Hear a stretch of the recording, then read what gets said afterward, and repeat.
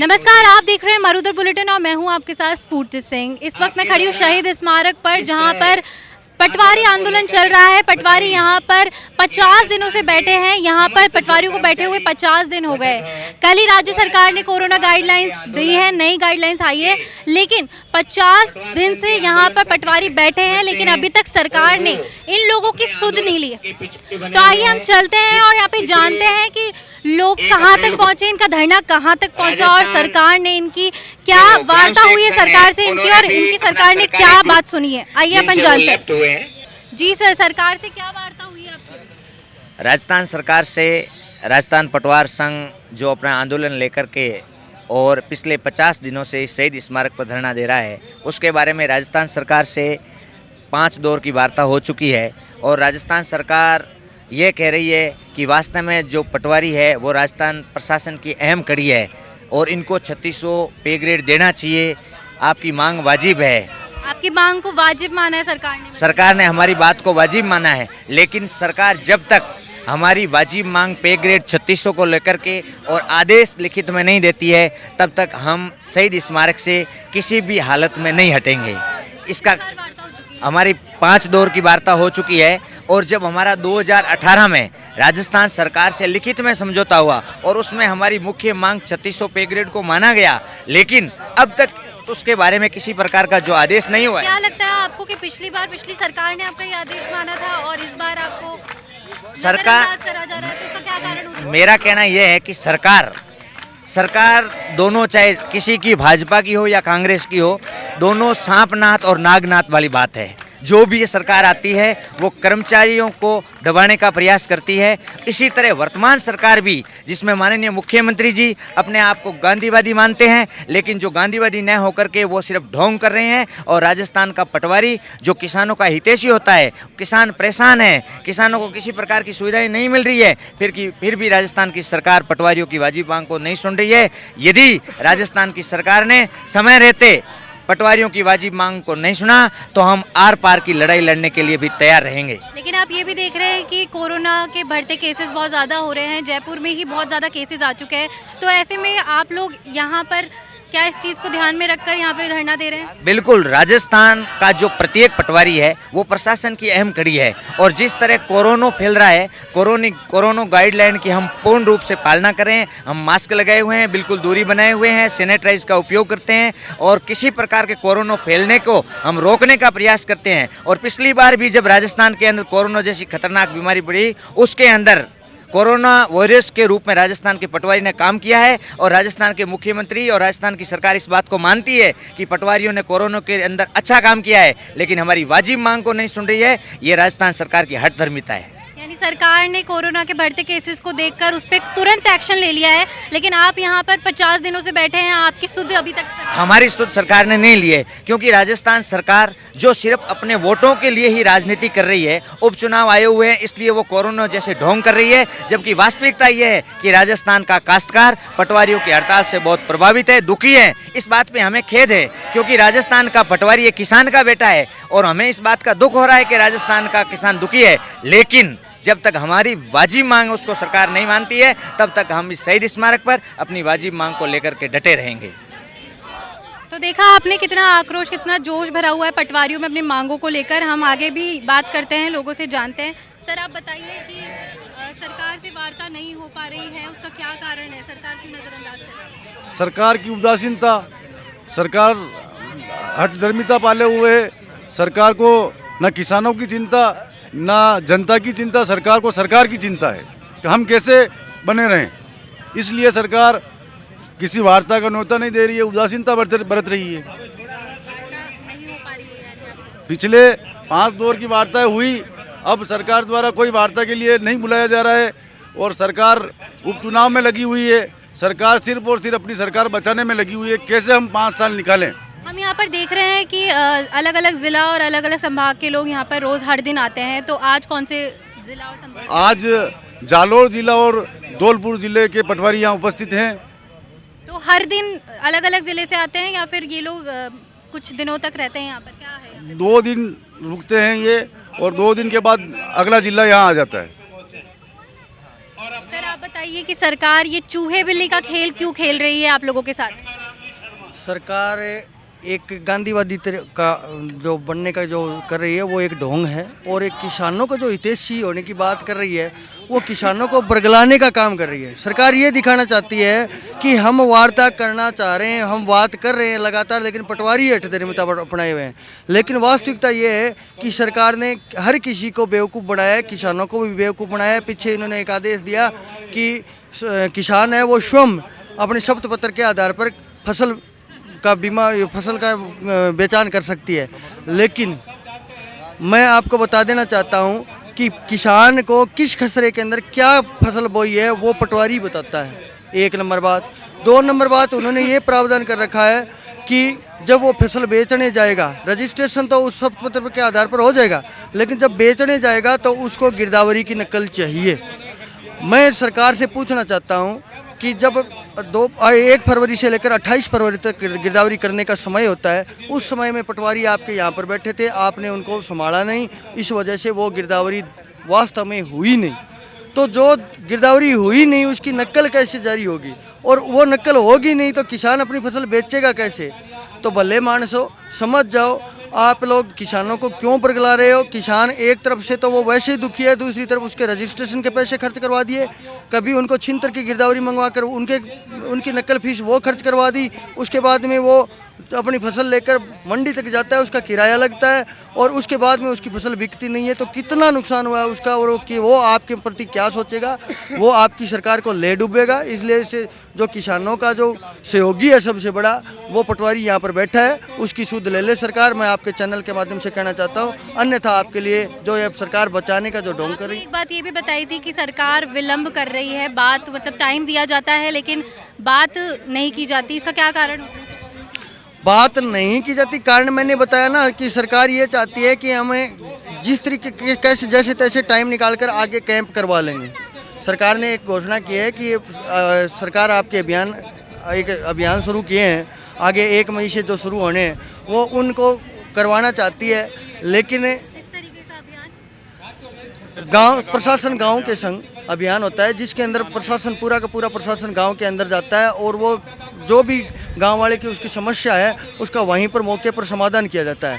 लेकिन उसके अंदर मुख्य कड़ी कौन है? पटवारी होता है, और वो पटवारी यहाँ पर बैठा है। सरकार ये अच्छी तरीके से जान ले कि इन्होंने, अगर आपके मन में ये है कि हम कैंप करवा लेंगे तो आप कैंप भले ही करवाते रहना, लेकिन पटवारी, अगर आपने पटवारी की मांग नहीं सुनी तो पटवारी उन कैंपों का बहिष्कार करेगा। और सरकार का जो मुख्य उद्देश्य होता है कैंप के माध्यम से आम आदमी को लाभ पहुंचाने का, वो आपका सिर्फ और सिर्फ घोषणा रह जाएगी, लाभ नहीं पहुंचेगा। और उससे आपकी सरकार के प्रति जनता के मन में क्या आएगा ये सरकार खुद सोच ले। ठीक है, तो देखा आपने कि सरकार इनकी बातें नहीं मान रही, सिर्फ आश्वासन दिए जा रहे हैं। दिन करती है बात कहने के लिए, इनको दिन दिया जाता है कि हम वार्ता करेंगे, लेकिन उनको टाइम नहीं दिया जा रहा और उनसे वार्ता नहीं की जा रही, कुछ स्पष्ट रूप में सरकार नहीं बता रही। तो यहाँ पर कुछ महिलाएं भी हैं, हम यहाँ पे उनसे जानते हैं कि वो यहाँ पर कब से बैठी हैं और कितनी बार यहाँ पर आ चुकी हैं। जी मैम, कितनी बार आप यहाँ पर आ चुकी हैं? हम आए हैं, जो हमारे ज़िले का बारी बारी से नंबर आता है, पहले संभाग वाइज आते थे, अब ज़िले वाइज, अब धौलपुर और जालौर जिला का 5 और 7 तारीख दो दिन हमारी बारी हम आ रहे हैं यहाँ पे। और पिछले कई बार भी हम आए थे, हमारी बारी आई तब। हाँ, कितनी मुश्किलों का सामना करना पड़ता है यहाँ पर, बहुत धूप है, गर्मी बहुत बढ़ती जा रही है और कोरोना का भी टाइम चल रहा है, उस एक दहशत रहती है मन में, तो उसको लेकर आप बताइए। हमें बहुत समस्या का सामना करना पड़ रहा है, हम बहुत दूर जालौर से आ रहे हैं, बहुत तकलीफ होती है, बट क्या करें, हमें 3700 चाहिए और 3700 लेके हम जाएंगे, कितने भी समस्या का सामना क्यों नहीं करना पड़े, हम 3700 लेकर ही जाएंगे। जैसा हम ये कहना चाहेंगे कि हमारा जो आंदोलन है पिछले 50 साल हो गए, 50 दिन हो गए, 50 दिन से ये आंदोलन अनवरत रूप से चल रहा है और हर तहसील, हर जिला इसमें बढ़ चढ़ के भाग ले रहा है। और इसमें सबसे बड़ी समस्या ये है कि जब से देश आज़ाद हुआ है, जब से पटवारी वही न्यूनतम आय लेते आए हैं और वेतन विसंगतियों का शिकार होते आए हैं। जो हमारे पूर्वज पटवारी थे उन्होंने बहुत ही अल्प वेतन पर काम करके न केवल अपने स्वयं के परिवार के खिलाफ अपने स्वयं के परिवार में जो अन्याय का स्वयं शिकार रहे, और जब इस आवाज़ को उठाने की बात आई तो सरकार की तरफ से ये बात आई कि तुमने अब तक आवाज़ नहीं उठाई तो अब क्यों आवाज़ उठा रहे हो। अगर यही बात है तो देश में जब देश गुलाम था, जब विदेशी आधिपत्य के अधीन था, जब यही बात अगर उनसे कई अंग्रेजी शासकों ने भगत सिंह, सुखदेव, क्रांतिकारियों से कि तुम्हें अब क्या ज़रूरत है, जब देश 200 साल से गुलाम है, और वो भी यही बात सोच लेते तो क्या आज हमारा देश गुलामी से आज आज़ादी का जो दिवस बना रहा होता। जी, आपकी बात बिल्कुल सही है। तो आप कौन से जिले से आए हैं? मैं धौलपुर ज़िले से आया हूँ। कितनी बार आ चुके हैं यहाँ हम आ चुके हैं, 4 बार आ चुके हैं यहाँ, और अब तक सरकार का ना कोई सकारात्मक रवैया है। सरकार जिस प्रकार से स्वयं एक उदासीनता का परिचय दे रही है, पटवारियों की मांग को लेकर जिस प्रकार से अनदेखी कर रही है, ये अपने आप में एक लोकतंत्र की हत्या भी है, क्योंकि लोकतंत्र का जो अंतिम पायदान पर खड़ा हुआ व्यक्ति है, जिसके कंधे पर सरकार की समस्त योजनाएं आगे जाती हैं, उस कंधों को तोड़ने का काम जो सरकार कर रही है, ऐसी सरकार के खिलाफ हम आवाज़ बुलंद करेंगे, तथा ऐसी सरकार के खिलाफ अगर ज़रूरत भी पड़ी तो हम ऐसी सरकार के खिलाफ दुष्प्रचार भी करेंगे आने वाले चुनाव में। तो आप लगातार देख रहे हैं कि यहाँ पर 3600 ग्रेड पे के लिए आवाज़ उठाई जा रही है। यहाँ पर मैं देख सकती हूँ कि 2 छोटे छोटे बच्चे हैं जो इस आंदोलन में हिस्सा लेने आए हैं।